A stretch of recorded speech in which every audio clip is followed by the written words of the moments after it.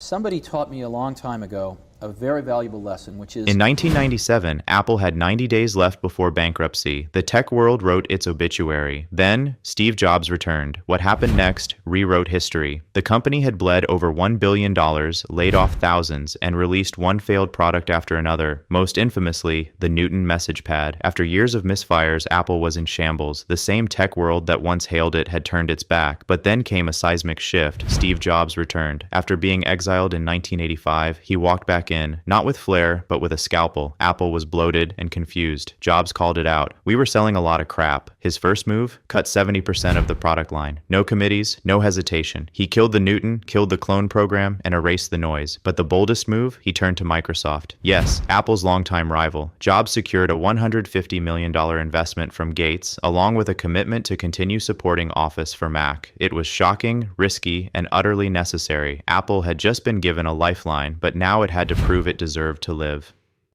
Radical simplicity and reinvention. Steve Jobs didn't ride in on a wave of innovation. He returned with a philosophy: cut the clutter, focus the fire.